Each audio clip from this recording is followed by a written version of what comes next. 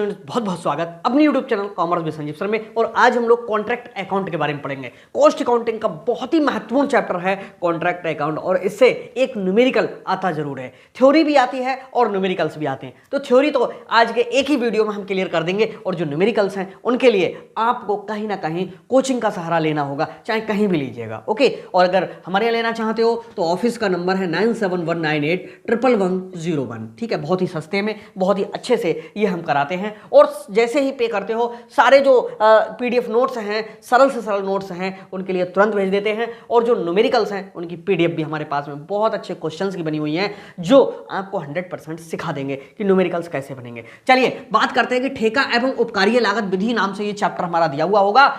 इसको अंग्रेजी में कहते हैं कॉन्ट्रैक्ट और जॉब कॉस्टिंग। ठीक है, ये क्या होता है कॉन्ट्रैक्ट एंड जॉब कॉस्टिंग? भाई कॉन्ट्रैक्ट में और जॉब कॉस्टिंग का मतलब यहां पर सीधा सीधा होता क्या है? कॉन्ट्रैक्ट का मतलब ये होता है कि किसी भी काम को करने से पहले ही, किसी भी काम को करने से पहले ही उसकी कीमत को आंक लेना, समस्त शर्तों के द्वारा तय कर लेना, और सारा का सारा जो कार्य कैसे करना है उसकी समस्त शर्तों का लिखित में तय कर लेना। यही चीज हमारी क्या कहलाती है? कॉन्ट्रैक्ट या जॉब कॉस्टिंग कहलाती है। जॉब कॉस्टिंग का मतलब सीधा से यह होता है कि जिस व्यक्ति का जहां कारखाना बना हुआ है वो अपने कारखाने पे ले जा करके और मटेरियल से बना करके हमें दे दे। और कॉन्ट्रैक्ट का मतलब यह है कि हम जहां पर काम कराना चाह रहे हैं वो व्यक्ति अपना सब सामान उठा करके लाए, वहीं पर काम करे। दोनों में कोई अंतर नहीं है, एक जैसे हैं, इसीलिए एक साथ रखे गए ठेका एवं उपकारीय लागत विधि। ठीक है, कॉन्ट्रैक्ट एंड जॉब कॉस्टिंग। ठीक, जॉब माने होता है कार्य। अब यहां पर मैं आपके लिए बताऊं कि सबसे पहले बात करते हैं, जो मेन पार्ट है वो तो कॉन्ट्रैक्ट का है, ठेका का है।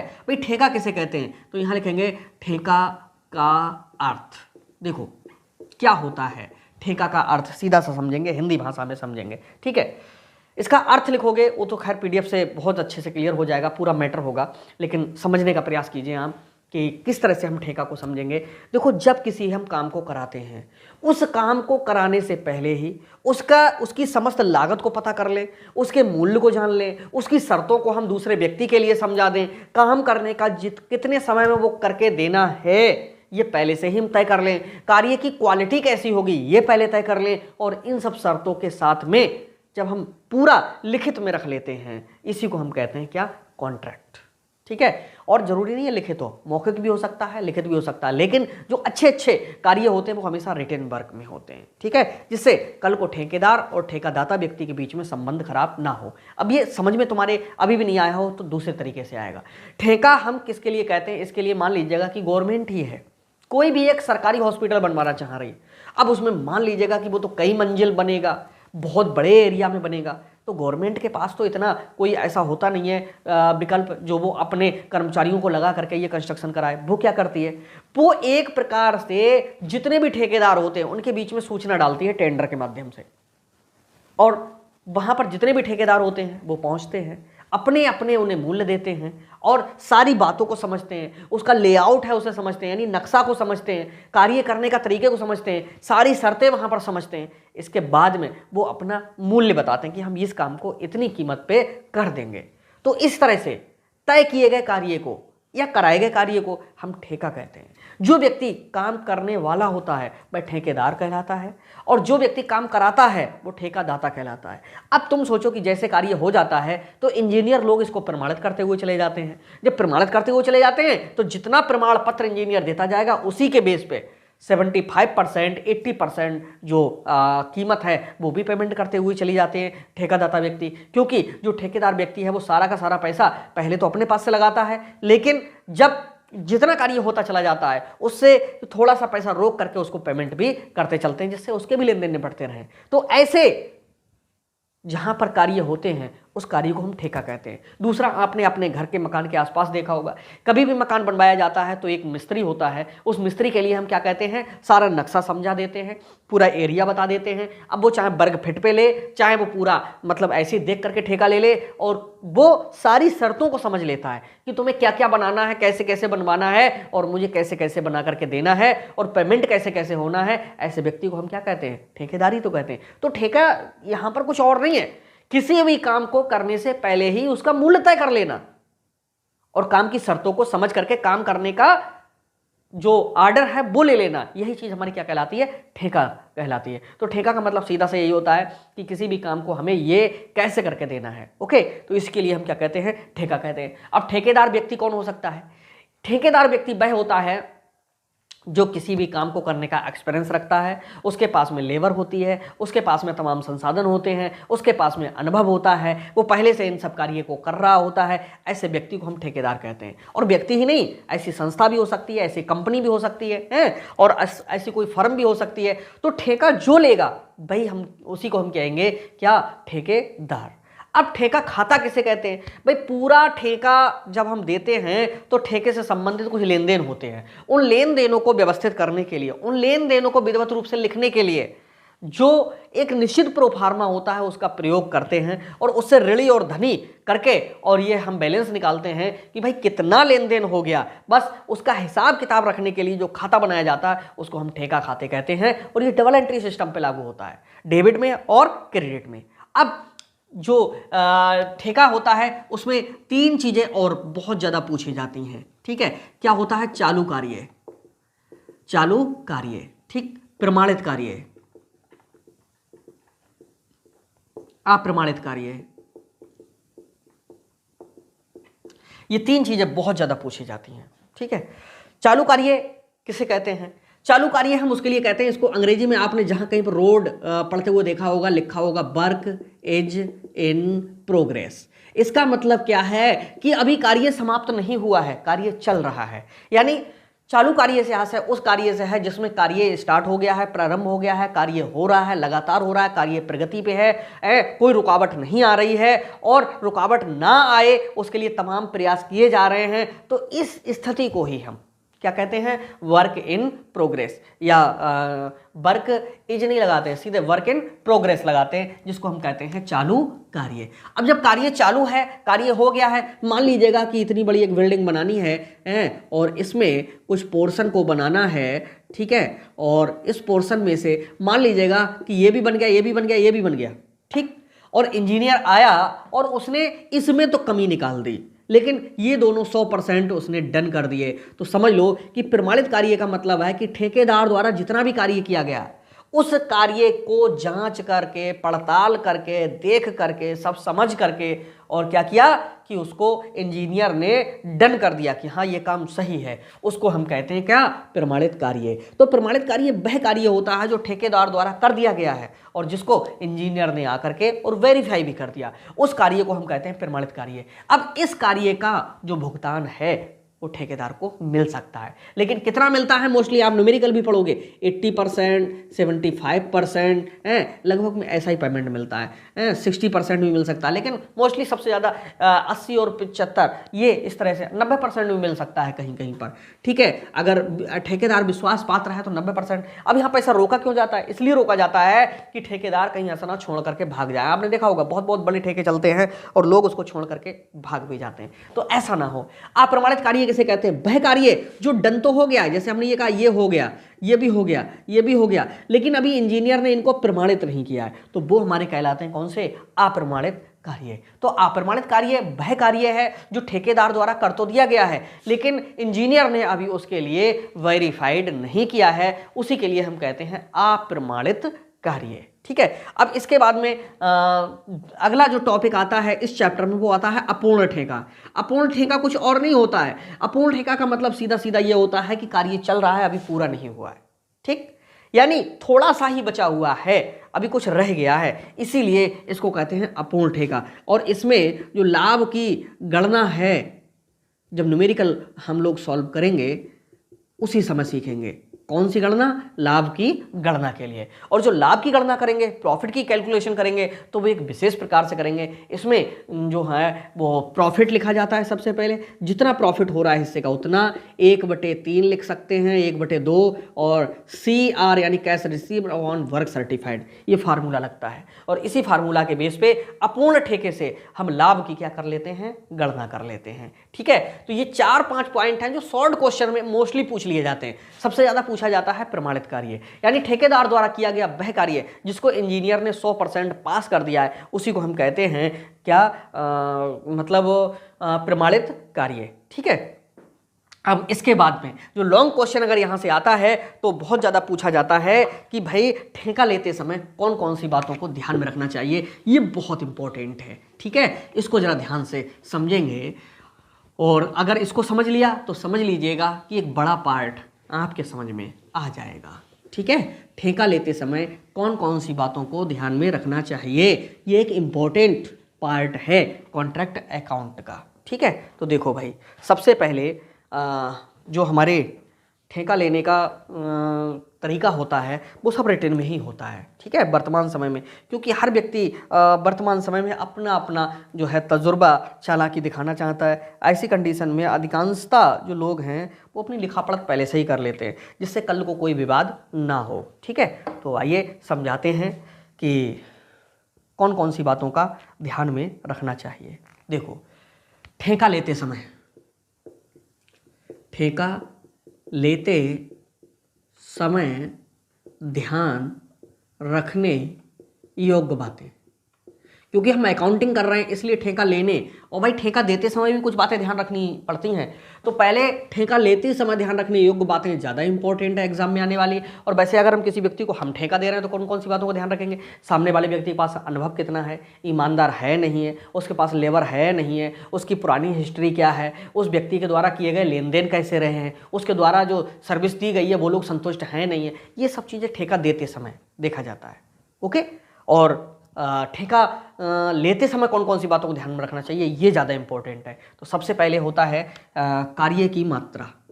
देखो, पहले नंबर पे कार्य की मात्रा, ठीक, यानी कितना हमें कॉन्ट्रैक्ट करके देना है, तो ठेका लेते समय इस चीज़ का हम विशेष ध्यान रखेंगे। दूसरा, कार्य करने की शर्तें।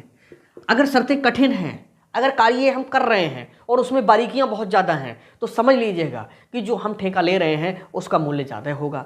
अगर शर्तें ही सिंपल सिंपल हैं तो ठेका मूल्य क्या होगा, कम होगा। तीसरा, ठेके की समयावधि। समयावधि का मतलब सीधा सीधा है कि ठेका कितने दिन में हमें पूरा करके देना है, क्योंकि पता चला कोई व्यक्ति कह रहा है काम तो 6 महीने का, वो कह रहा है हमको 4 ही महीने में पूरा करके दीजिए, तो क्या होगा, ठेके की कीमत ज़्यादा हो जाएगी। क्यों ज़्यादा हो जाएगी, वहाँ पर लेबर दिन रात हमको लगानी पड़ेगी। इसलिए ठेके की जो समय अवधि है वो भी ठेका लेते समय ध्यान रखना चाहिए। और चौथे नंबर पे जोखिम का स्तर।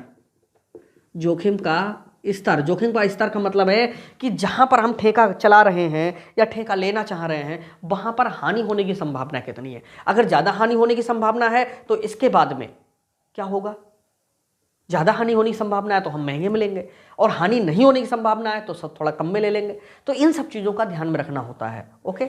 और अगला 5वें नंबर पे इंजीनियर का चुनाव। भाई इंजीनियर का चुनाव का मतलब है कि जो हम ठेका ले रहे हैं उसमें इंजीनियर का चुनाव कौन करेगा, हम करेंगे या सामने वाला व्यक्ति करेगा। अगर वो करेगा तो इंजीनियर व्यक्ति जो होगा वो जैसा कहलवाएगा वैसा ही वो कहेगा, ठीक है। और अगर हमारा इंजीनियर होगा तो वो सही सही बात बताएगा, क्योंकि कोई व्यक्ति नहीं चाहता कि हमारा काम खराब हो। ऐसी स्थिति में इंजीनियर का जो चयन होता है वो भी बहुत कुछ डिपेंड करता है। अगला 6 नंबर पे कार्य करने का स्थान। इससे भी ठेके पे बहुत ज़्यादा फर्क पड़ता है। अगर कोई भी काम है हम अपने कारखाने में ला करके करते हैं तो हमारे पास में वहाँ पर ज़्यादातर देर तक लेबर हो सकती है, हमारी देखरेख कम होगी, हमारी मशीनें लाने ले जानी नहीं पड़ेंगी, सारा काम आसानी से हो सकता है। लेकिन हम दूसरे व्यक्ति के स्थान पर जाकर करते हैं तो ये सारी चीज़ें हमको ले जानी पड़ेंगी, पूरा वहाँ देखरेख करनी पड़ेगी, चौकीदारी करनी पड़ेगी। तो ठेका लेते समय इस बात का भी हमको विशेष ध्यान रखना चाहिए। और 7वां नंबर यातायात के साधन की सुविधा। अगर हम किसी दूसरे स्थान पर ठेका लेते हैं तो वहाँ पर आने जाने की व्यवस्था है भी या नहीं भी है। पता चले आने जाने की व्यवस्था है तो हमारी लेबर है, हम हैं, हमारे कर्मचारी हैं, जितने भी हैं वो सब वहाँ पर आसानी से जा सकते हैं और आ सकते हैं। और पता चला यातायात का वहाँ पर कोई साधन ही नहीं है तो समझ लो कि वहाँ पर आने जाने के लिए हमको गाड़ियों की व्यवस्था करनी पड़ेगी, तो खर्चा हमारा ज़्यादा आएगा। तो ठेका लेते समय इस बात का भी ध्यान में रखना चाहिए। आगे 8वें नंबर पे ठेका दाता का व्यवहार। ठेका दाता का व्यवहार।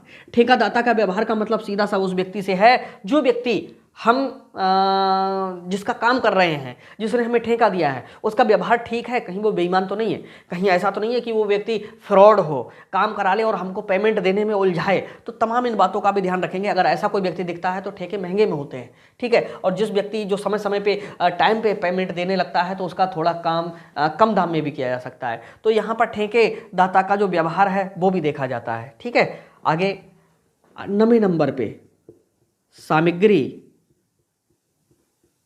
की लागत का अनुमान। कोई भी ठेका लेने से पहले ये देख लेना चाहिए कि जो हम कंस्ट्रक्शन करेंगे, जिसमें हम जितनी भी मटेरियल लगाएंगे, वो मटेरियल कितना लगेगा, किस स्तर का लगेगा, उसकी लागत क्या आएगी, उम्मीद क्या है कि वो कितने में तैयार हो जाएगा। तो ये हमारा कहलाता है सामग्री की लागत का अनुमान, ठीक।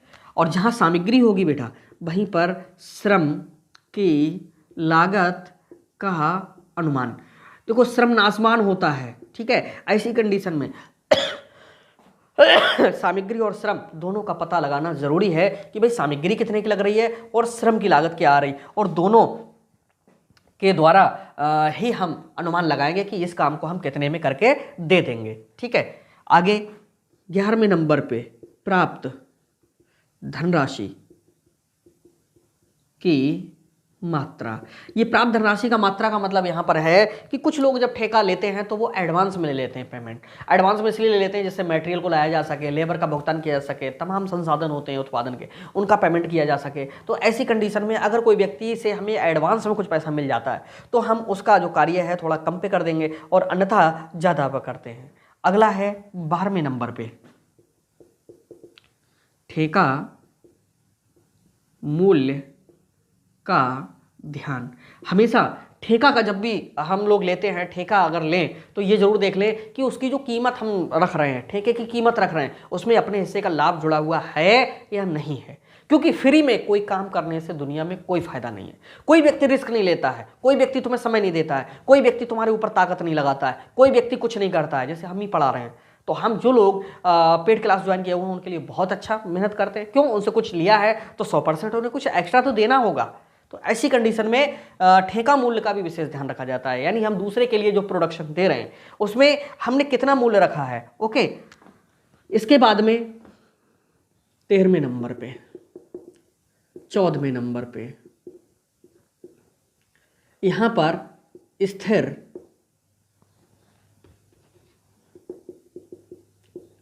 लागत की जानकारी। ये सबसे पहले कर लेना चाहिए कि हमारा अगर उत्पादन भी नहीं होगा तो कितना खर्च आता रहेगा। जैसे चौकीदार का रखना है, गाड़ियों का बीमा है, मशीनों का बीमा है, ये सारे वो खर्चे होते हैं उत्पादन करो या ना करो, लेकिन इनको तो बियर करना ही करना पड़ता है। और इसके बाद में परिवर्तनशील व्यय। परिवर्तनशील व्यय हम उनके लिए कहते हैं जितना उत्पादन ज़्यादा होगा उतने ज़्यादा होंगे, ठीक है। और कभी उत्पादन अगर खराब हो गया है, दोबारा उसके लिए बनाना है, तो जाहिर सी बात है कि ये व्यय कहीं ऐसा तो नहीं पूरे के पूरे फिर से होंगे। तो इन व्ययों को ध्यान में रख करके भी ठेका लेना चाहिए। ओके, इसके बाद में सबसे ज़्यादा ध्यान रखना है सामग्री के मूल्य में उतार चढ़ाव। हो सकता है चढ़ाव आप लोगों को ना दिखे। उतार चढ़ाव का मतलब है कि ऐसा नहीं हो कि जिस चीज़ का हम आज ठेका ले रहे हैं उस समय तो उसमें लगने वाला जो सामान है वो सस्ता है, कल के लिए महंगा हो जाए या आने वाले समय में बहुत ज़्यादा महंगा हो जाए। तो इन चीज़ों का भी ध्यान रखना चाहिए। कुछ चीज़ें ऐसी होती हैं जिनकी कीमत बहुत ज़्यादा घटती बढ़ती नहीं है, थोड़ा बहुत ऊपर नीचे होती रहती है, ठीक है। और कुछ ऐसी वस्तुएँ होती हैं जिनकी कीमतें आसमान छू रही हैं, लगातार बढ़ती हुई चली जा रही हैं। तो इन चीज़ों का भी ध्यान में रखेंगे, ठीक है। और 16वें नंबर पे लाभ की उचित मात्रा। कभी भी ठेका लेंगे, लाभ की उचित मात्रा जब भी ठेका लेंगे तो भैया ये जरूर देख लेंगे कि इसमें हमें लाभ कितना हो रहा है। अगर लाभ की मात्रा प्रॉपर नहीं है तो समझ लो कि काम करने का कोई भी आनंद नहीं है। अगला 17वें नंबर पे परिवर्तन की लागत। परिवर्तन की लागत का मतलब है कि किसी व्यक्ति ने नक्शा बताया हमें कि बोले नहीं तुम अभी ऐसा और ऐसा और ऐसा बनाओगे, 3 दिन बाद वो कह रहा कि ये नहीं बनाओगे, यहाँ से यहाँ बना करके दोगे और यहाँ पर एक अच्छा सा गार्डन बना के दोगे, तो समझ लो कि ये परिवर्तन हो गया। अब जो मटेरियल हम यहाँ से एक सीधी दीवार ला रहे थे तो हमारी एक दीवार और 2 दीवारों के बीच में हमारा काम चल रहा था, अब पता चला ये दोनों एक्स्ट्रा बना के देनी होंगी, ये तो चलो बनती ही, पीछे वाली भी चलो बनती ही, लेकिन यहाँ पर क्या होगा, ये परिवर्तन की लागत हो गई। अब हम इसकी कॉस्टिंग कितनी लेंगे कितनी नहीं लेंगे। और अच्छी बात होती है 18वें नंबर पे लेखांकन प्रक्रिया, यानी जिस चीज़ का हम ठेका ले रहे हैं उसको ऐसा तो नहीं है लिखावट करने के लिए एक व्यक्ति के लिए हमें अलग से रखना पड़े। ओके, तो ये हमारी लेखांकन प्रक्रिया होती है। तो ठेका लेते समय इतनी बातों का जरूर ध्यान रखना चाहिए। अगर इतना आपने इस चैप्टर को समझ लिया तो समझ लो कि आगे जो न्यूमेरिकल्स हैं वो आपको बहुत सरल लगेंगे। तो कौन कौन सी बातों का ध्यान में रखना चाहिए, कार्य की मात्रा कितनी, यानी काम छोटा है बहुत बड़ा है, कार्य करने की शर्तें क्या क्या, उसकी भाई शर्तें हैं, ठेके की समयावधि यानी कितना टाइम के लिए ठेका मिल रहा है, जोखिम यानी हानि होने की संभावना कितनी है, इंजीनियर का चयन कौन कर रहा है, कार्य करने का स्थान कौन सा है, या दुर्गम तो नहीं है, पता चले पहाड़ के ऊपर कोई व्यक्ति काम करा रहा है तो आने जाने में बहुत असुविधा होगी, यातायात के साधनों की असुविधा है या नहीं है, ठेकादाता का व्यवहार कैसा है, सामग्री की लागत का अनुमान लगा लेना चाहिए, श्रम कितने का लगेगा, श्रम का मतलब है लेबर कितनी लगेगी, प्राप्त धनराशि हमको एडवांस मिल रही नहीं मिल रही है, ठेका मूल्य कितने रुपए का हो रहा है, स्थिर लागत की जानकारी का मतलब फिक्स्ड कॉस्ट कितनी आ रही है, परिवर्तनशील व्यय का मतलब वो व्यय जितना अगर कोई हम नुकसान कर दें या कंस्ट्रक्शन करें तो कितना ज़्यादा बदलता हुआ जो मूल्य है वो हमें पे करना पड़ेगा, सामग्री के मूल्य में ऊपर नीचे कितना हो जाएगा, लाभ की प्रॉपर मात्रा है भी या नहीं है, परिवर्तन की लागत कोई चीज़ अगर चेंज हो रही तो उसका कुछ पैसा मिलेगा भी या नहीं मिलेगा, लेखांकन प्रक्रिया कहीं हमें अकाउंटिंग तो नहीं अपनानी है, ये सारी चीज़ों अगर ध्यान रहेंगी तो समझ लीजिएगा कि ये जो चैप्टर है हमारा वो तो अच्छा होगा ही और जो ठेका है वो भी बहुत अच्छा चलेगा। तो इस तरह से ये जो पार्ट है यहीं पे दी एंड होता है और अब इसके न्यूमेरिकल बहुत अच्छे से हम कराएंगे। तो कैसा लगा ये चैप्टर ज़रूर बताइएगा और मिलते हैं नेक्स्ट वीडियो में, तब तक के लिए बाय बाय।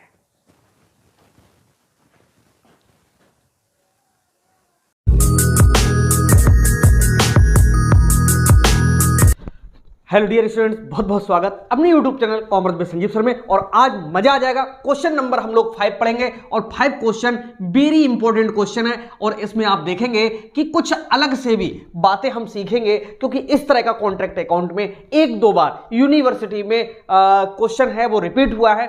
तो आज का जो क्वेश्चन है बहुत अच्छा क्वेश्चन है, किस तरह सॉल्व करोगे। ऊपर लिखा जाता है कॉन्ट्रैक्ट अकाउंट, ओके, और यहां पर लिखा जाता है एज ऑन, कोई भी डेट अगर दी हुई होती है तो वो डेट डाल देते हैं। इस बारे में लिखा जाता है क्या, पार्टिकुलर्स माने विवरण होता है, यहां लिखा जाता है अमाउंट और यहां पर भी लिखा जाता है पार्टिकुलर्स और यहां पर हिंदी में विवरण और यहां पर रकम लिखा जाता है, अंग्रेजी में लिखा जाता है अमाउंट। अब जो क्वेश्चन हमने लिया है आपके पास में पहुंच गया होगा, क्वेश्चन नंबर 5 है, ओके। और इसकी जो पीडीएफ है अपडेट की हुई है, बहुत अच्छी पीडीएफ है जो आपके पास तक पहुंच चुकी है और लिखा हुआ है इसमें कि एक ठेका से संबंधित निम्नलिखित सूचनाएं हैं। ये ठेका 1 जनवरी 2018 को प्रारंभ हुआ तथा 31 अक्टूबर 2018 को समाप्त हुआ। भाई देखो, सबसे पहले जो ध्यान देने की है वो है एज ऑन, एक कब खत्म हुआ है, 31 अक्टूबर को हम ये बना रहे हैं और 2018 के लिए भाई 1 जनवरी से स्टार्ट हुआ, ठीक है, और 31 अक्टूबर को बंद हुआ। तो पता है ये पीरियड पूरा 1 साल नहीं हुआ, ये फर्क डालता है किस पे, डेप्रीशिएशन पे, ठीक है। ये डेप्रीशिएशन के चक्कर में ऐसी डेटें दी हुई होती हैं जिनका आप लोग विशेष ध्यान रखोगे, ओके। आगे क्या कह रहा है, आप ठेका खाता बनाइए और लाभ हानि ज्ञात कीजिए। और क्वेश्चन लिखा है मटेरियल परचेज्ड फ्रॉम मार्केट 28,000 का। देखो मटेरियल परचेज्ड किया है तो यहां पर लिखेंगे मटेरियल परचेज्ड, और कितने का मटेरियल परचेज्ड किया है, वो किया है 28,000 का, तो यहां पर लिखेंगे 28,000। और इसके बाद में मटेरियल इशूड फ्रॉम स्टोर 12,500, तो यहां पर 2 शब्द लगा देंगे, 2 मटेरियल फ्रॉम स्टोर से इन्होंने मटेरियल दिया है, वो दिया है 12,500 का, ठीक है। तीसरे नंबर पे कह रहा है डायरेक्ट वेजेस है जो कि 34,600 की है, ठीक है, तो हम भी डाल देंगे टू डायरेक्ट वेजेस कितना है 34,600 की है, हमने डाल दी। इसके बाद में कह रहा है डायरेक्ट एक्सपेंसेस हैं 3,800 के, टू डायरेक्ट एक्सपेंसेस 3,400 के हैं। आगे बोल रहा, सॉरी 3,800 है, ठीक, 3,800 के हैं। इसके बाद में कह रहा है मटेरियल रिटर्न टू स्टोर। देखो मटेरियल वापस किया गया है, अब जब मटेरियल ला रहे हैं तो यहां पर लिखा गया, वापस किया गया तो उधर लिखा जाएगा, तो by material return to store, यानी स्टोर को वापस किया गया है, तो वो कितने का वापस किया गया है मटेरियल रिटर्न टू स्टोर 2,900 का, तो यहां पर डाल देंगे 2,900, ठीक है। इसके बाद में कह रहा है कॉन्ट्रैक्ट प्राइस है 1 लाख का, ठीक है, कॉन्ट्रैक्ट प्राइस हमारा 1 लाख का है, बहुत अच्छी बात है। और आगे कह रहा है फैक्ट्री ओवरहेड्स है 20% ऑफ डायरेक्ट वेजेस, ठीक है भाई, डालो भाई, क्या है फैक्ट्री ओवरहेड्स हैं, डालो 2FACTORY फैक्ट्री ओवरहेड्स। वो कह रहे हैं वेजेस के 20% है, 20% ऑफ किसका वेजेस का। अब वेजेस देखो कितना है 34,600 का है, ठीक है, 34,600 का है, उसका 20% डालना है, तो ये रप्पे कर लो, देखिए 34,600 का 20/100, ये करना तो यहीं पर है, 34,600 का 20/100 20% है, एक से ये कटा, एक से ये कटा, ओके, इनकी मल्टीप्लाई कर देंगे, 2 जीरो का कितना होता है 0, और 2 छक्के कितने होते हैं 12, 2 चौक 8 और 1 कितना होता है 9, 2 तियां कितना होता है 6, यानी 6,920 रुपए आए। आगे क्या कह रहा है ऑफिस ओवरहेड्स है 10% ऑफ वर्क कॉस्ट का, यानी वर्क कॉस्ट हमारी कैसे करके निकलेगी, और इसके लिए ये काम करना होता है कि जब हमें वर्क कॉस्ट निकालना होता है तो हमको इधर का टोटल करके उधर वाला घटाना होता है, जो अंतर होता है वो यहीं पे वर्क कॉस्ट हो जाता है। और ये क्वेश्चन जब आता है तो बच्चे ये चक्कर काट जाते हैं कि ये वर्क कॉस्ट तो दिया ही हुआ नहीं है, हम निकाले तो निकालें कैसे, जितने खर्चे दिए हुए हैं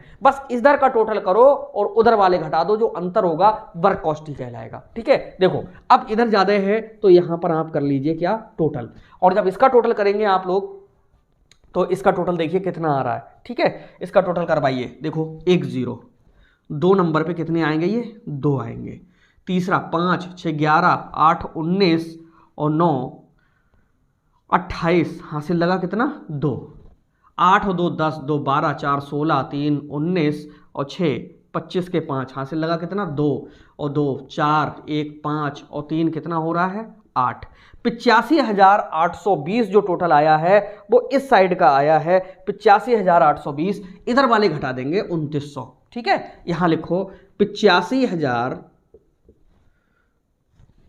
सॉरी कितना है 85,820 है, माइनस इधर कितनी अमाउंट पड़ी हुई है 2900, 2,900, 0 बचा 2 बचा, 8 है तो 18 में से 9 गया तो यहाँ 9 बचेगा, यहाँ 4 में से 2 गया तो 2 बचा, यहाँ पर कितना 8, 82,920 जो अंतर आ रहा है बस वही वर्क कॉस्ट है, by work cost CD, CD का मतलब कैरी डाउन, नीचे ले जाएंगे 82,920, 82,920, ठीक है। अब ये 82,920 आया कैसे, इसका भी विशेष ध्यान रखेंगे। देखो जब जितनी सूचनाएं दी थी हमने सब डाल दी, और बाद में कह रहा कि वो वर्क कॉस्ट का 20% हमारे अगले के खर्चे हैं, तो भाई वर्क कॉस्ट तो हमें पता ही नहीं है, तो यहां से यहां तक जो कंस्ट्रक्शन चल रहा है तो उस सब का टोटल करोगे तभी तो टोटल कॉस्ट आई निकल गए, तो ये टोटल कॉस्ट आई, इधर से जो रिटर्न हुआ था वो वापस हो गया, मतलब कम हो गया, तो जो अंतर आया वही हमारी work cost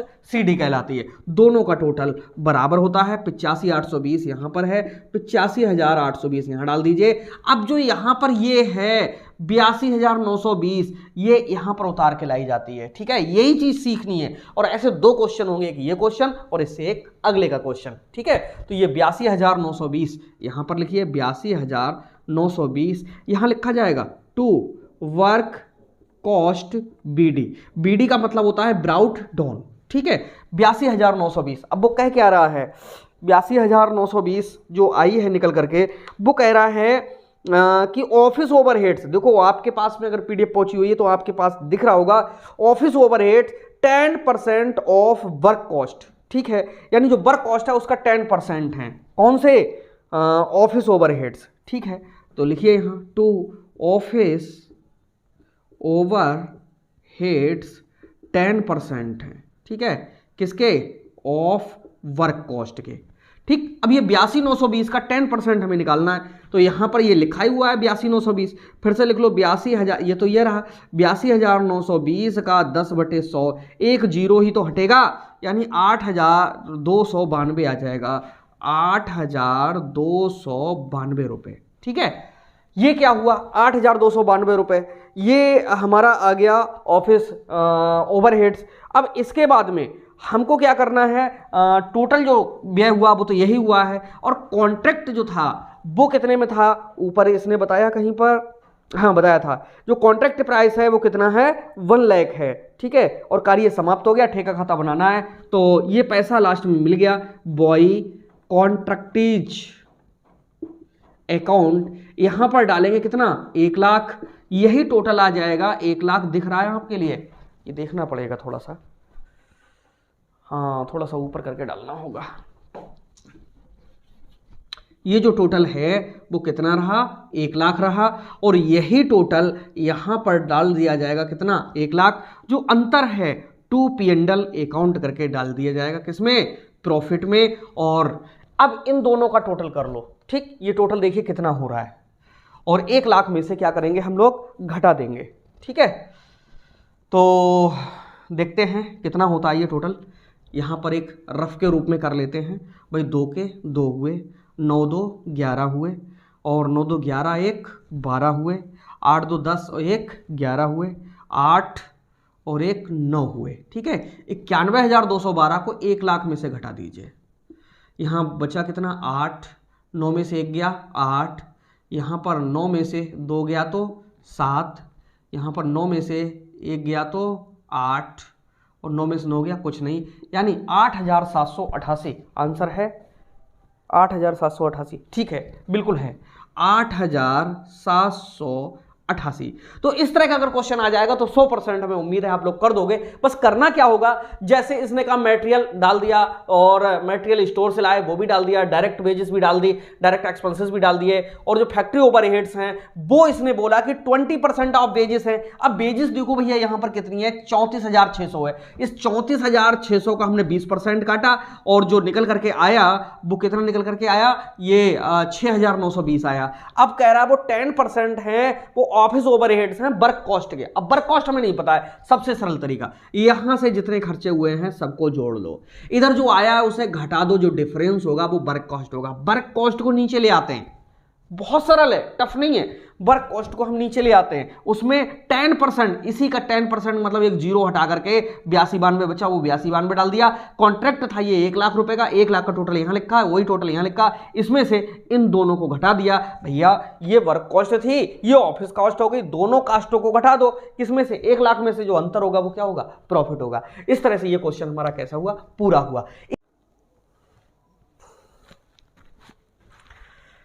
hello dear students, बहुत बहुत स्वागत अपने YouTube channel commerce with Sanjeev sir में। और कॉन्ट्रैक्ट अकाउंट का आज हम और ज्यादा मोस्ट इंपॉर्टेंट क्वेश्चन लेकर के आए हैं, और ये क्वेश्चन अगर आपने सॉल्व कर लिया तो समझ लीजिएगा कि पीछे के जो अधिकांश क्वेश्चंस हैं जो आपके अगर छूट भी चुके होंगे तो उनके बारे में आपके लिए अंदाजा लग जाएगा कि वो क्वेश्चन कैसे सॉल्व होते हैं। ओके, तो आइए शुरू करते हैं और समझाते हैं। बहुत अच्छे क्वेश्चन मैंने सॉल्व कराए हैं, और क्वेश्चन नंबर 1 से लेकर के आप कंटिन्यू देखते हुए चले जाइएगा। और आज क्वेश्चन नंबर मैं करा रहा हूं वो 11th नंबर का है। इससे पहले मैं 10 क्वेश्चन अपनी पीडीएफ से करा चुका हूं, और ये जो क्वेश्चन है ये एक बुक से मैंने लिया है क्वेश्चन, और सिर्फ मैं वही क्वेश्चन सबसे पहले करा रहा हूं जो एग्जाम की दृष्टि से बहुत ज्यादा इंपॉर्टेंट है। ओके, ऊपर लिखते हैं यहां कॉन्ट्रैक्ट अकाउंट, CONTRACT।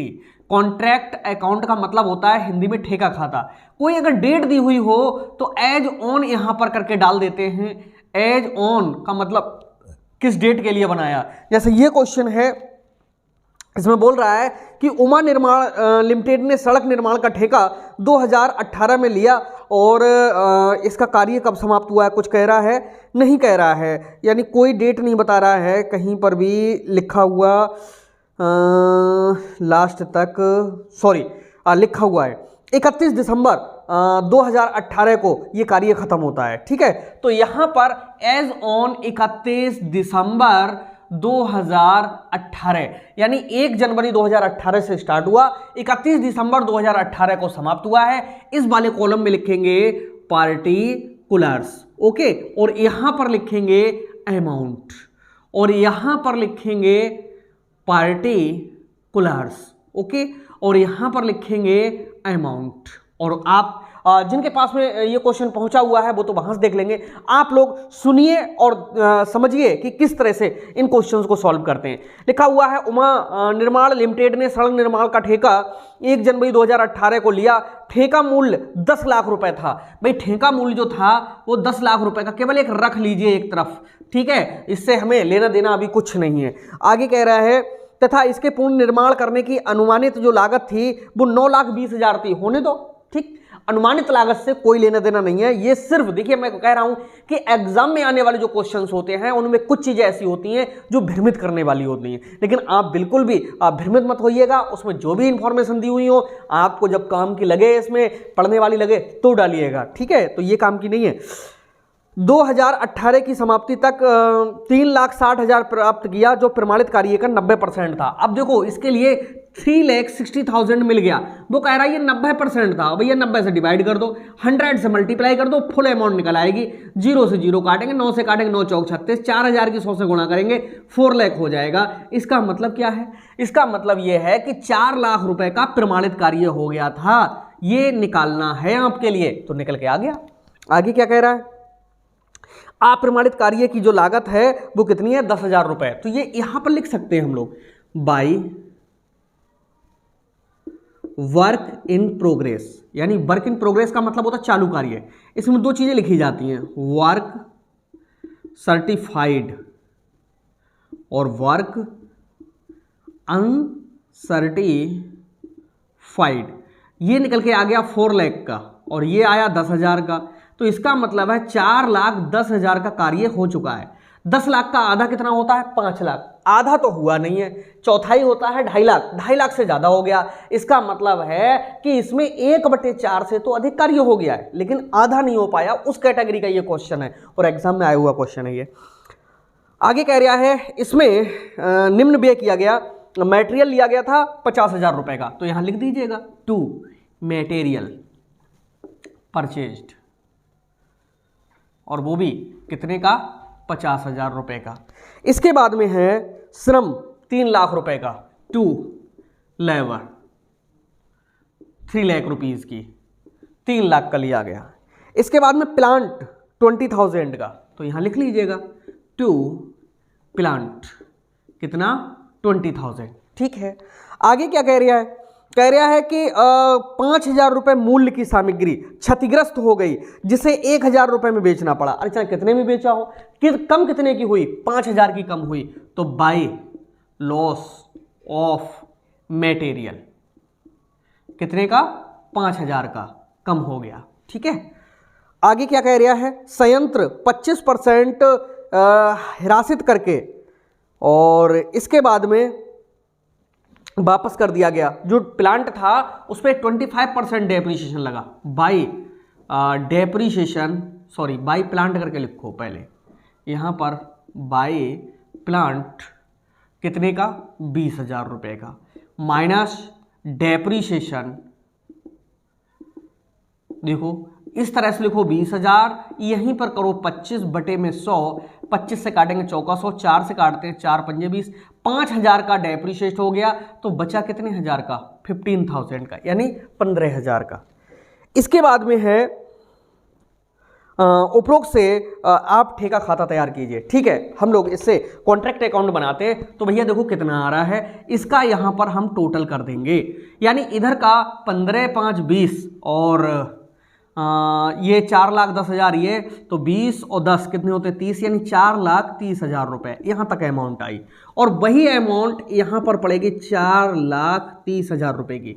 इधर के घटा देंगे, इधर देखो कितना हो रहा है 3,50,000 और 20 कितने होते हैं 70, तो 3,70,000 बढ़ा देंगे। 4,30,000 में से 3,70,000 कम हो रहे हैं। 0 0 0 यहाँ 0, 13 में से 7 गया तो 6, यहाँ 3 में से 3 गया कुछ नहीं। 60,000 का आंसर है क्या?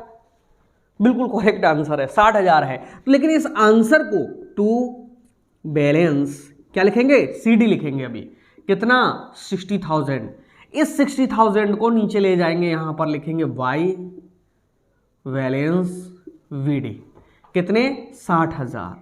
ये 60,000 जो है इनको इस तरह से लिख देंगे, यहां पर कितने 60,000। वही 60,000 यहां पर आ जाएगा, कितना 60,000 यहां पर लिखेंगे टू P&L अकाउंट, यानी इसमें निकल के आएगा क्या? प्रॉफिट, और टू वर्क इन प्रोग्रेस। अब प्रॉफिट कैसे निकालते समझो। प्रॉफिट निकालते हैं जितना प्रॉफिट आ रहा है, यानी 60,000 आ रहा है, ऐसे लिखो 60,000 गुणे उसका 1/3 करो 3। ये 1/3 कब करना है? जब इस 10 लाख रुपए का 1/2 यानी आधे से कम कार्य हुआ हो और 1/4 से ज्यादा हो गया हो। अब 10 लाख की दो चीजें निकाली जाएंगी, क्या 1/4। भाई 10 लाख का 1/4 निकालेंगे तो कितना आएगा? मात्र 2,50,000 आएगा। कार्य प्रमाणित कितने का हो गया? 4 लाख का हो गया, यानी इससे तो ज्यादा हो गया। ठीक, जब ज्यादा हो गया तो प्रॉफिट कैलकुलेट होगा। अगर इससे भी कम होता तो प्रॉफिट ही कैलकुलेट नहीं होता, सबका सब वर्क इन प्रोग्रेस में पड़ता। ये बात बहुत बारीकी से आपको समझनी होगी, और जो लोग शुरू से सारे क्वेश्चंस को देखते जा रहे हैं उनका न्यूमेरिकल गलत नहीं होगा, 100% सही होगा। तो भाई 10 लाख के बेस पे हम कंपेयर करेंगे कि कितना कार्य हुआ 4 लाख का। इसका मतलब आधा नहीं हुआ है। जब आधा नहीं हुआ है तो लगेगा 1/3। अच्छा, आधा हो जाता तो वो क्वेश्चन आगे आ रहे हैं। ठीक, तो यहाँ 2/3 लग जाता। गुणे होता कैश रिसीव्ड के अपॉन में वर्क सर्टिफाइड। अब 90% पैसा मिला, ये देखो लिखा था कितना 90%, तो यहाँ करेंगे 90 कितने 100 मार दीजिएगा। 3 3 जा 9 होते हैं 30, इस 0 से ये कटा, इससे ये कटा। ठीक, 6 तियाँ कितना होता है 18,000। 18,000 तो गया कहाँ? प्रॉफिट एंड लॉस में। 60,000 में से 18,000 घटा दो, बचा कितना 42,000, ये गया वर्क इन प्रोग्रेस में। और क्वेश्चन एकदम सही है। ठीक है, तो इस तरह से ये क्वेश्चन जो आपने अभी न्यूमेरिकल का देखा बहुत सरल था। देखो, जितना मटेरियल परचेज किया यहां डाल दिया, लेबर जितनी है यहां डाल दी, प्लांट यहां डाल दिया, बैलेंस CD बाद में निकल के आएगा।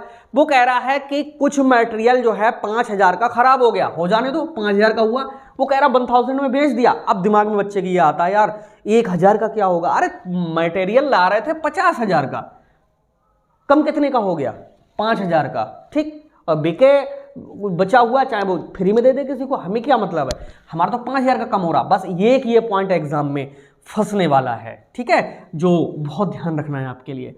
प्लांट 25% डेप्रिशिएट किया, कर दिया हमने। वो कह रहा 3,60,000 मिले, जो 90% थे, इससे हमने प्रमाणित कार्य निकाले। एक एग्जाम के लिए यही चीज इंपॉर्टेंट थी। तो इस क्वेश्चन में ये दो चीजें बहुत इंपॉर्टेंट थी। कैसा लगा ये जरूर लिखना। मिलते हैं नेक्स्ट क्वेश्चन में, तब तक के लिए बाय बाय।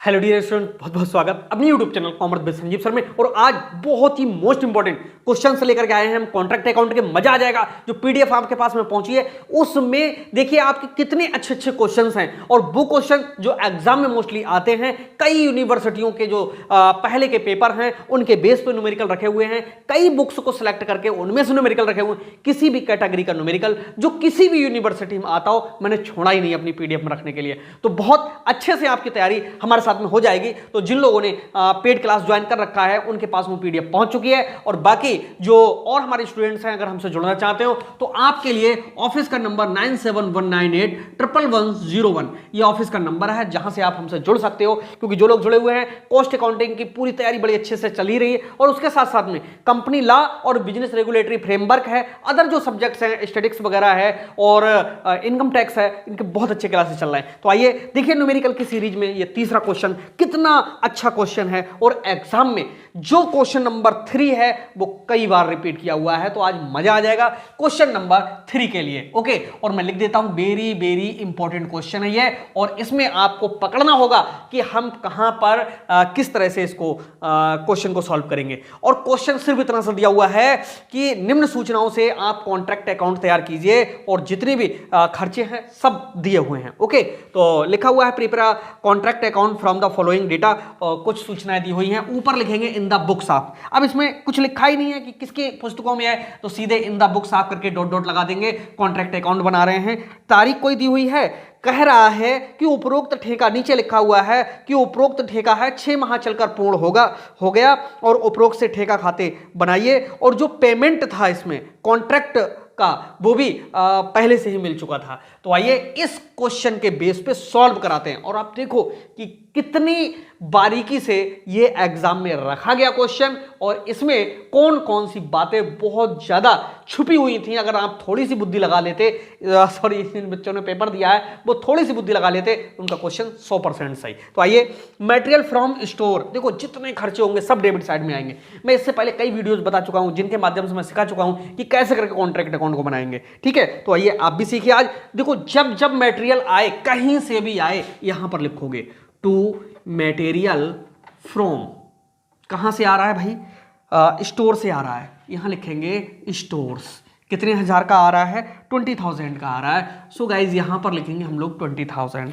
आगे है मटेरियल परचेज 80,000 का, तो अब खरीद के ला रहे हैं तब भी तो आ रहा है, to purchase of raw material. ठीक है, कितने हजार का है, 80,000 का है, तो यहां पर लिख दीजिएगा कितना, 80,000। जितने से मटेरियल बढ़ता चला जाएगा इस साइड में, घटा तो उस साइड में। ठीक है, घटा का मतलब कम हुआ तो उस साइड में। आगे कह रहा है मटेरियल लॉस बाई फायर, क्या हुआ, मटेरियल लॉस बाई फायर, आग लगा मटेरियल नष्ट हो गया, बड़ा घटा, घट गया, तुरंत इधर डाल दो, by material loss by fire, कितने का है, 4,000 का है, यहां पर डालेंगे कितने हजार, 4,000।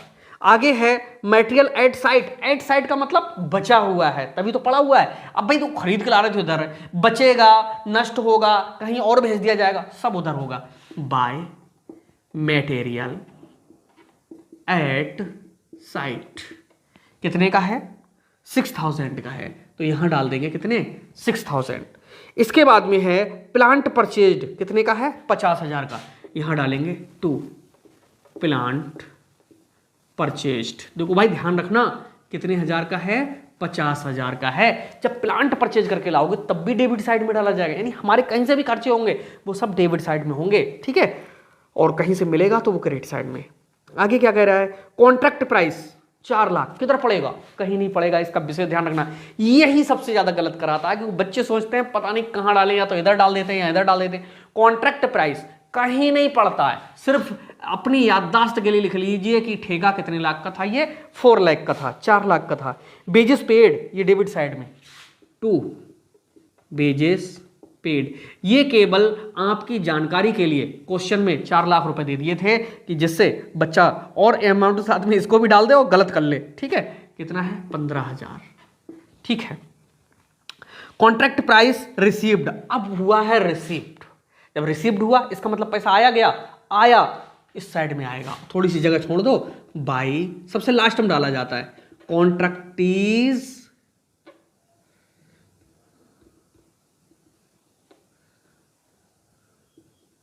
अकाउंट। कितने रुपए पड़ेंगे, 4 लाख मिले हैं। ठीक है, अगर कम मिलते तो हम यहाँ पर कम डाल देते, 4 लाख रुपए मिल गए तो यहां पर डाल दीजिए। अब फिर से कह रहा है डायरेक्ट एक्सपेंसेस, आ जाओ इधर डेबिट साइड में, डायरेक्ट हो इनडायरेक्ट हो कैसे भी हो यार, डायरेक्ट एक्सपेंसेस कितने के हैं, 20,000 के, यहां पड़ेंगे 20,000। इनडायरेक्ट एक्सपेंसेस 60,000, इनडायरेक्ट एक्सपेंसेस कितने हजार, 60,000। बेजिस अनपेड, ओहो बेजिस और अनपेड, चुकाई तो गई नहीं है, क्या बेईमानी थोड़ी नहीं करोगे, बेजिस अनपेड लिखा है, इसका मतलब अभी चुकानी है, खर्च हो चुका है। ओके, इसका मतलब है यहां पर टू बेजिस अनपेड, तो भाई चुकाई जाएगी, आज नहीं तो कल चुकाई जाएगी। कितना है 8000, खर्चा तो है ही हमारा। आगे depreciation on plant 12% per annum, यानी जो प्लांट पे हिरास लगाना है, डेप्रिसिएशन लगाना है, 12% वार्षिक लगाना है। और ठेका कितने महीने चला, नीचे देखो लिखा है उपरोक्त ठेका 6 माह चलकर पूर्ण हो गया और उपरोक्त ठेका खाता बनाइए। इसका मतलब है कि यहां पर भाई बाई प्लांट रिटर्न करना पड़ेगा। ठीक है, कितने का करोगे, उसकी जो कॉस्ट थी वो थी, देखो प्लांट की कितने की 50,000 की कॉस्ट थी, कितने की 50,000 की, माइनस इसमें से डेप्रिसिएशन। भाई डेप्रिसिएशन काट के वापस कर दो। डेप्रिसिएशन कैसे करके निकलेगा, देखो 50,000 का कितने परसेंट है डेप्रिसिएशन, 12%। तो करेंगे 12/100 गुणे 6/12। 6/12 क्यों आएगा, क्योंकि 6 महीने का और साल में कितने महीने होते हैं, 12 महीने होते हैं। इस तरह से कटेंगे। अरे 12 से 12 काटो, 2 जीरो से 2 जीरो काटो, 5 6 होता है 30, यानी 3000 हो गया। डेप्रिसिएशन यहां पर घटाओगे 3000 और ये 47,000 का जो प्लांट है भैया वापस कर दो। तो इस क्वेश्चन में 2 पॉइंट थे, एक तो ये 6 महीने का लगाना था, भूल बस बच्चे इसके 12 महीने का कैलकुलेशन कर सकते हैं अगर वो ध्यान नहीं देंगे। दूसरा वेजेस अनपेड था, ये पॉइंट थोड़ा सा छिपा हुआ था। और जो तीसरा था प्लांट जो परचेज किया था वो तो 50,000 में किया ही किया, लेकिन वो 6 महीने का डेप्रिसिएशन लगाने के साथ साथ में नीचे उसके कॉन्ट्रैक्ट प्राइस अंदर ही दे दिया था, तो वो भी गलती हो सकती थी। ये इतनी बातें अगर ध्यान कर लोगे क्वेश्चन गलत नहीं हो सकता है। इसका टोटल इधर से देखिए करते हैं, पहले इधर का ही टोटल ज्यादा होगा, पता तो हमको भी नहीं होता कि किधर का ज्यादा है। ओके, तो आइए करते हैं बड़े ध्यान से। ठीक है, अरे ये तो सिंपल है यार, कोई चीज छूट तो नहीं रही है, चलिए नहीं छूट रही है। 47 ये है और 6 4 10, 10,000 ये है, 57 हो गए, 4 ये, 4,57,000। इधर का जो टोटल है वो करते हैं, चलिए करते हैं। देखिए कितना हो रहा है भाई, 1 0, कहाँ यहाँ कर ले, इधर कर ले रब पे, चलिए यहाँ करते 0। 2 नंबर पे कहीं कुछ है क्या, तीसरे नंबर पे भी नहीं है। यहाँ पर करेंगे 5 और 8 13 के 3, हासिल कितना लगा 1, 2 1 3 और 8 11 5 16 1 17 2 19 और 6 25, कितना हुआ 2,53,000। ठीक है, फिर से देखेंगे ये कितना हुआ है, 3 0 कुछ नहीं लग गए, और यहाँ पर 5 और 8 13 का 3 होता है, हासिल लगा 1 और 2 8 10 5 15 1 16 2 18 6 24 और 1 हासिल का कितना होता है 25। ठीक है, 2,53,000 हो गया। घटा दीजिए, 4,57,000 में से 4,57,000 में से लेस कर देंगे, 0 0 0, 7 में से 3 गया तो 4, यहाँ पर 5 में से 5 गया 0 और 4 में से 2 गया तो कितने 2, 2,04,000। ये 2 P&L अकाउंट में क्या डालेंगे, प्रॉफिट डालेंगे, वो भी कितना 2,04,000। किस किस बच्चे के समझ में आ गया कमेंट करके ज़रूर बताना, और मैं कमेंट पढ़ता जरूर हूँ। वीडियो अगर अच्छा लग रहा हो तो लाइक कर लो, ओके, और पढ़ाई समझ में आ रही हो तो सब्सक्राइब करके, और भैया जुड़ना चाहो तो आप जुड़ जाइए, पढ़ाई बहुत अच्छी आपकी कराएंगे। ओके, अब अगला क्वेश्चन देखते हैं इसी के जस्ट आगे, तब तक इसे साफ कर दें।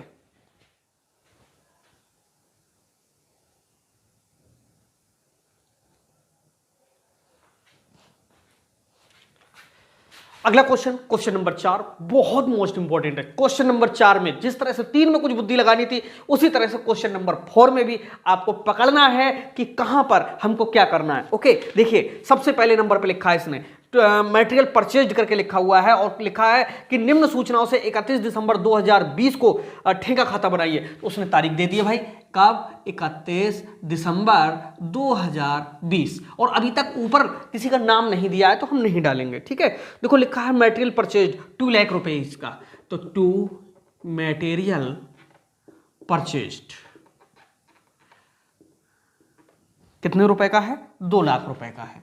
यहां पर कितना 2 लाख।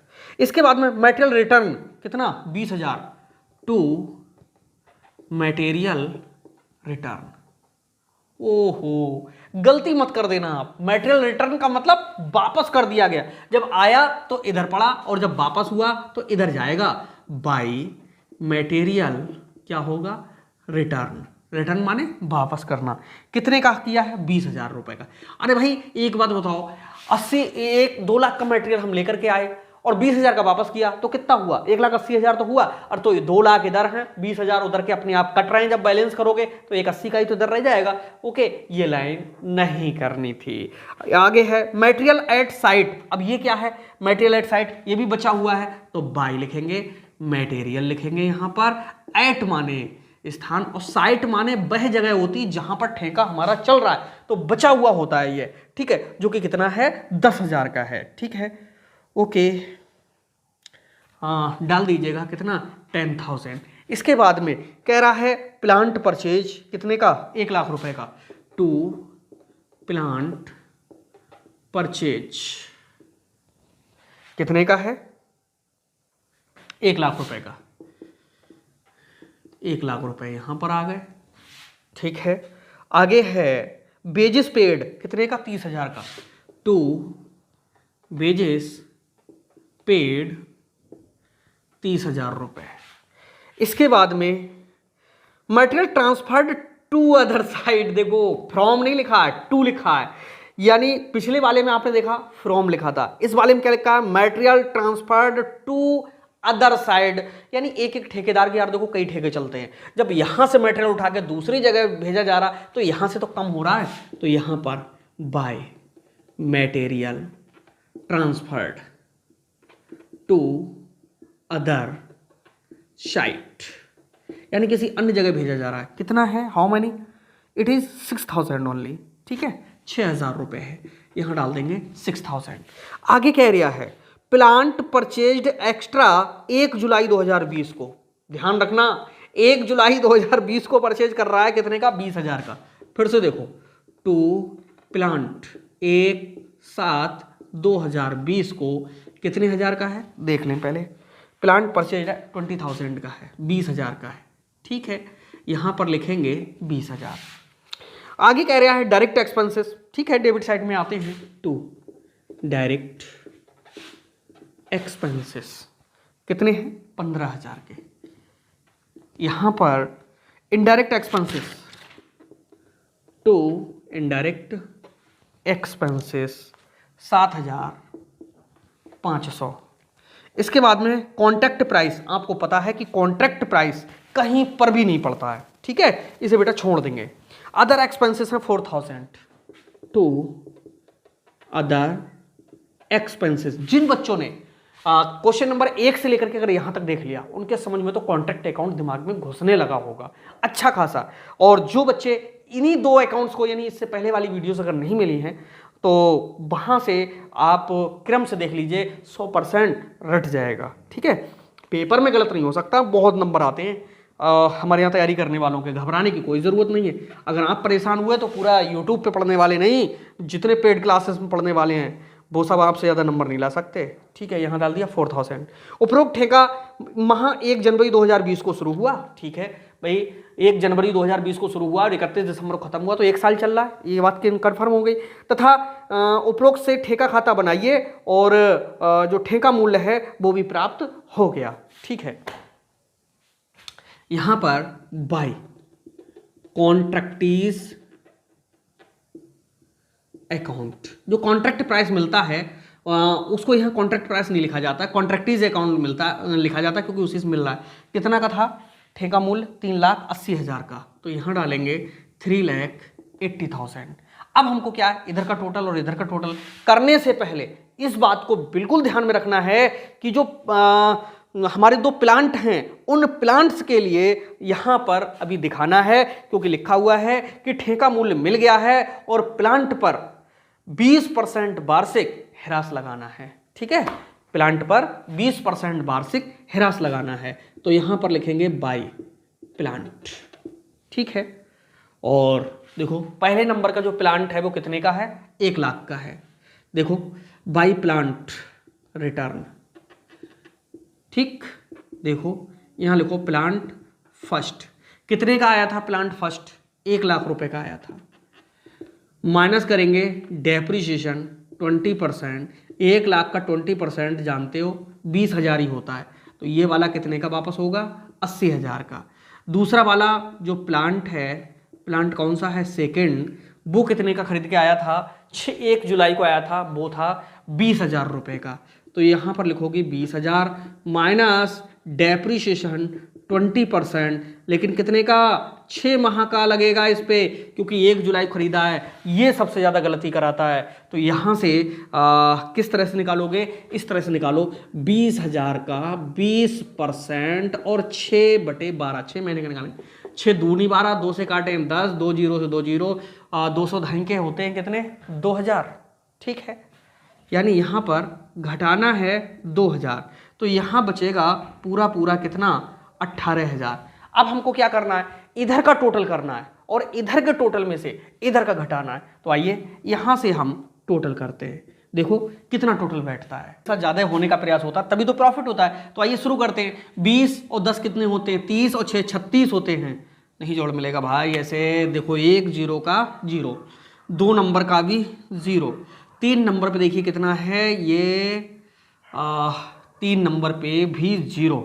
ओके, और इसके बाद में यहाँ पर आते हैं 6 और 8, 14 के होते हैं कितने, 4, हासिल लगा कितना, 1, और यहाँ पर 2 और 1 हासिल का 3 और 1 4, 4 और 8 12, 8 20 और 1 कितने होते हैं, 21 का 1 हासिल लगे कितने, 2, 2 और 3 यही है, कितने हुए, 5 हुए, यानी 5,14,000 इधर का आ रहा है टोटल।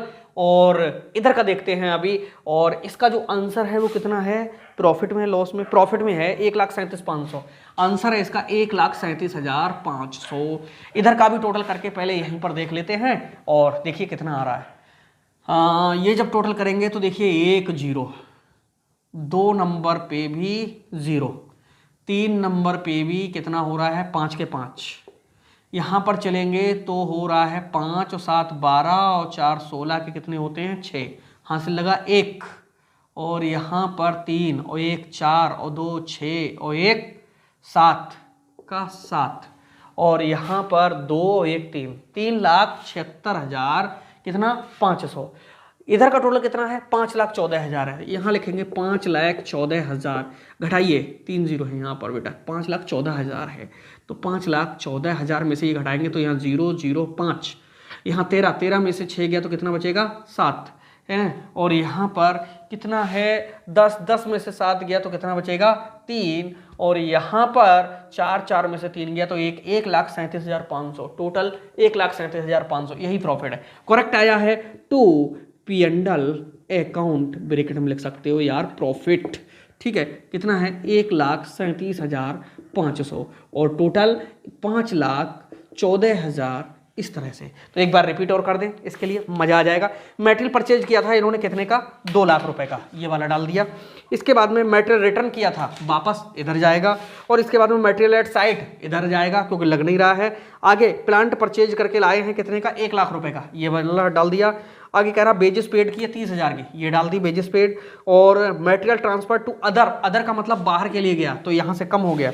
आगे डाला है प्लांट परचेज एक्स्ट्रा 1 जुलाई को 20,000 का, फिर से 20,000, ये देखो 1 जुलाई, यही 6 महीने का इस पर डेप्रिसिएशन लगा था। 20%, 2 दूनी 4 होते हैं, 4,000 लगता, लेकिन 2,000 ही इस पर लगा के और ये वापस भी कर दिए दोनों। ठीक है, आगे क्या कह रहा है, डायरेक्ट एक्सपेंसेस में 15,000 ये डाल दिए। ओके, और इनडायरेक्ट एक्सपेंसेस में 7,500 ये वाले डाल दिए। और इसके बाद में कॉन्ट्रैक्ट प्राइस कहीं नहीं पड़ता है, और आगे लिखा हुआ है कि अदर एक्सपेंसेस में 4,000 ये डाल दिए। ठीक है, बाद में कह रहा है कि उपरोक्त ठेका माह 1 जनवरी 2020 को शुरू हुआ तथा 31 दिसंबर को समाप्त हुआ, और उपरोक्त से ठेका खाता बनाइए। समस्त ठेका मूल्य हमें प्राप्त हो गया और प्लांट पर 20% वार्षिक ह्रास लगाना है। ठीक है, तो इस तरह से ये हमारा जो आंसर है वो करेक्ट आ गया, 1,37,500। कैसा लगा ये जरूर लिखिएगा, और हम मिलते हैं नेक्स्ट वीडियो में, तब तक के लिए बाय बाय।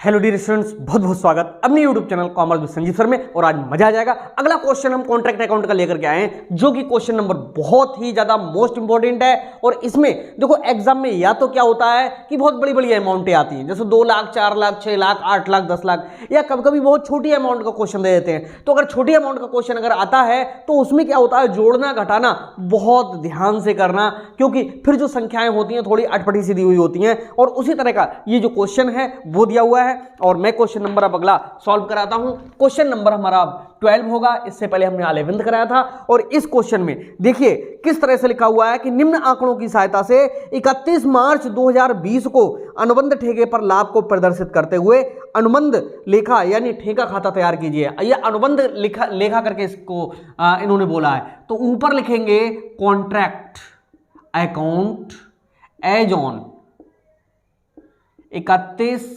मार्च 2020 के लिए। इस वाले कॉलम में हम लोग लिखेंगे पार्टिकुलर्स और इसमें लिखेंगे amount.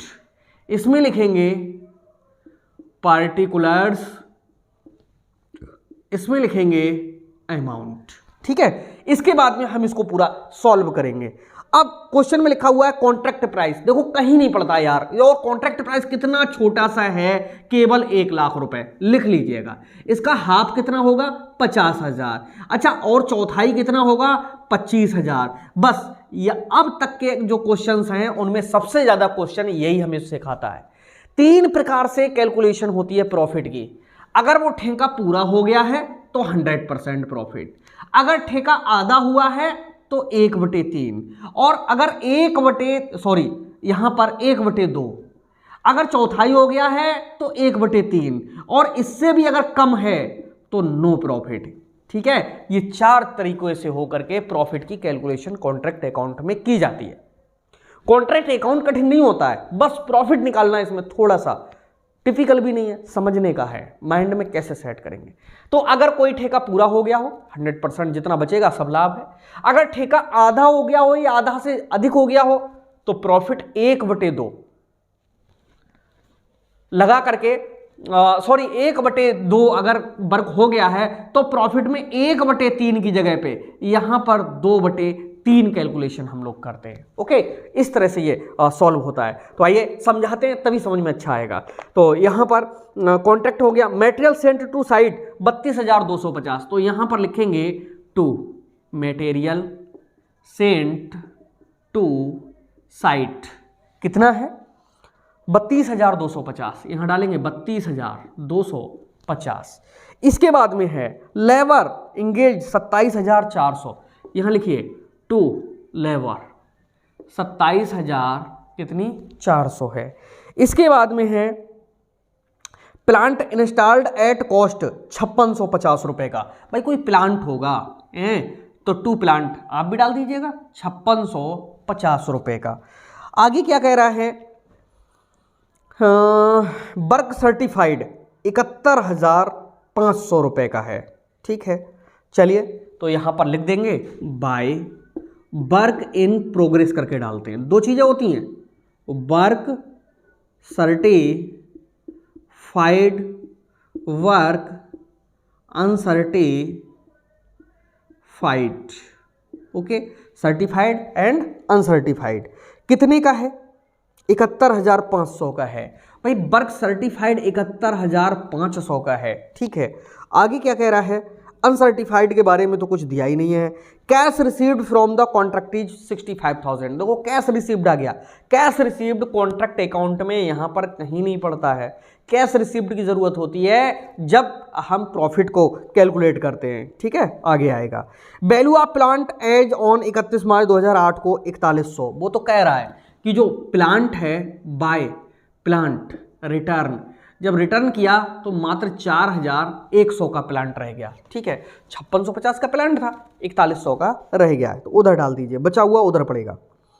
Cost of work done but not certified 1700, यानी जो कार्य प्रमाणित नहीं हो पाया है, हो गया है, वो 1,700 का है, ऐसे डाल देंगे। आगे क्या एरिया है, डायरेक्ट एक्सपेंडिचर है 1200, यहां डाल दीजिए। टू डायरेक्ट एक्सपेंडिचर कितने हैं 1200, 1000 200। आगे कह रहा है कॉस्ट ऑफ इस्टेब्लिशमेंट 1625 बोल रहा है। तो जैसा कहता जाएगा कॉस्ट ऑफ इस्टेब्लिशमेंट का मतलब होता है स्थापना कराने के व्यय। 1625 किसी में हुए होंगे तो हम यहाँ पर डाल देते हैं। आगे कह रहा है बेजेस आउटस्टैंडिंग है 900 रुपये की, कोई बात नहीं है। तो आउटस्टैंडिंग, OS का मतलब आउटस्टैंडिंग, क्या बेजेस 900 रुपये की है, 900 यहाँ डाल देंगे। आगे कह रहा है मटेरियल इन हैंड 700 रुपये का बचा हुआ मटेरियल है, इधर डाल देंगे। बाय मटेरियल इन हैंड, बहुत अच्छा क्वेश्चन है ये। कितने रुपए का है? 700 रुपये का है। 700, क्योंकि अमाउंट छोटी ज़रूर है लेकिन बड़ी टिपिकल हैं ये, ठीक है, सीधी सीधी नहीं है अमाउंट। आगे कह रहा है डायरेक्ट एक्सपेंसेस आउटस्टैंडिंग है कितने? 100 रुपये के। फिर से यहाँ पर आ जाओ, टू आउटस्टैंडिंग कौन से हैं? Direct expenses. आउटस्टैंडिंग का मतलब है कि अभी चुकाए नहीं हैं, ठीक है, ये पेमेंट हमको डन करना है। आगे कह रहा है मटेरियल रिटर्न टू स्टोर 200 रुपये का। तो भाई बाय मटेरियल रिटर्न, ये आगरा यूनिवर्सिटी में आ चुका है क्वेश्चन, ठीक है, 200 रुपये का। चलिए और कुछ नहीं है, हमको क्या करना है अब? इससे प्रॉफिट एंड लॉस कैलकुलेशन करनी है। क्वेश्चन में आपने देखा कुछ नहीं है, मोस्टली सारी चीज़ें आपको पता हैं, बस कैलकुलेशन है इसमें मेन। 71 और एक 72 और 73,200, 73,200 हो जाएगा, क्योंकि 7 5 12 के 2, 1 1 2 1 3 और ये 7, ठीक, इनका यहाँ तक टोटल कर लीजिए। जब इसका टोटल करेंगे तो देखिए कितना हो रहा है, 1 0 2 0, 2 2 4 7 11 और 1 होते हैं कितने? 12, 2 7 9 1 10 2 12 के 2, हासिल लगा क्या?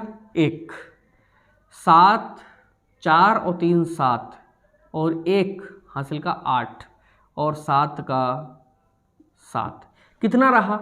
78,200 रुपये उधर का टोटल रहा। तो भैया इधर भी कितना पड़ेगा? 78,200 ही पड़ेगा, इससे ज़्यादा नहीं पड़ेगा, ठीक है। इन सबको जोड़ के 78,200 में से घटा दीजिए, अंतर आ जाएगा। अब इन सबको बहुत ध्यान से जोड़ना है, ठीक है। चलिए जुड़वाइए मेरे साथ। देखो सबसे पहले नंबर पे कितना आ रहा है? 5 आ रहा है। दूसरे नंबर पे कितना है? 5 और 5 10, 2 12 के कितने होते हैं? 2 होते हैं, ठीक है। इसके बाद में 2 और 1 हासिल का 3 और 4 7 6 13, 2 15 और 6 21 और 9 30 और 1 31 का 1 हासिल कितना लगा?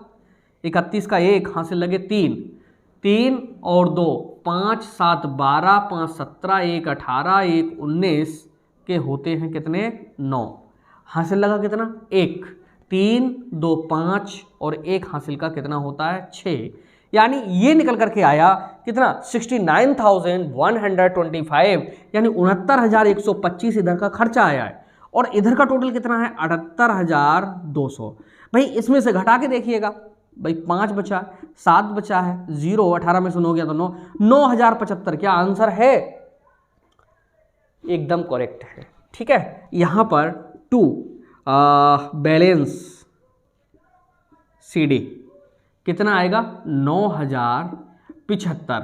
ये हमारा जो रहा वो क्या? बैलेंस CD रहा। और मेन जो प्रॉफिट है इसमें वो तो दिया हुआ है 5500, ठीक है, P&L वाला है 5500, लेकिन ये 5500 आएगा कैसे ये भी तो पता चले। तो इसके लिए मैं बताऊं कि जो बैलेंस CD है इसी को बाय बैलेंस BD करेंगे। कितने? 9,075। इसी का टोटल लगाएंगे 9,075, वही टोटल यहाँ लगाएंगे 9,075 और यहाँ पर 2 P&L अकाउंट करेंगे और 2 वर्क इन प्रोग्रेस करेंगे। 2 चीज़ें यहाँ पर आती हैं।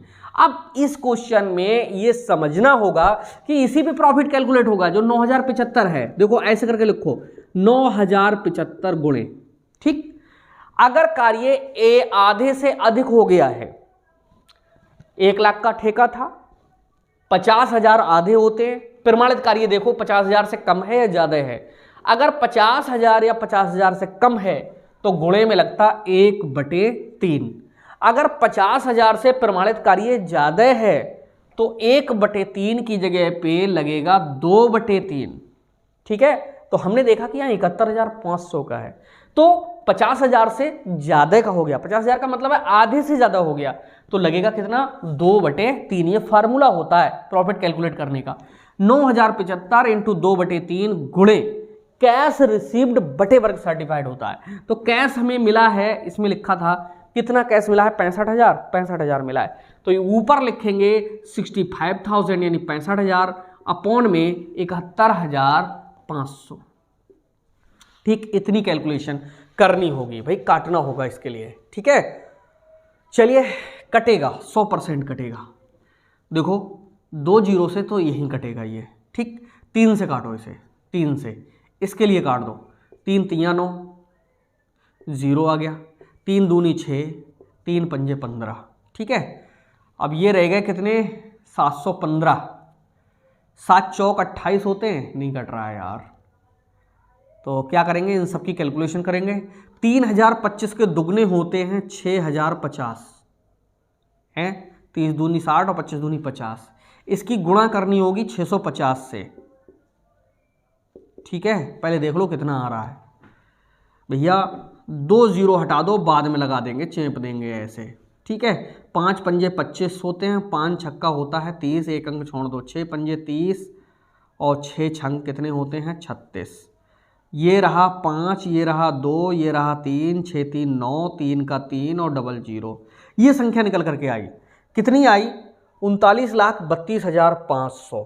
ठीक, इसको भाग करना है हमको कितने, 715 से। आप समझ गई है अमाउंट कैसे आई।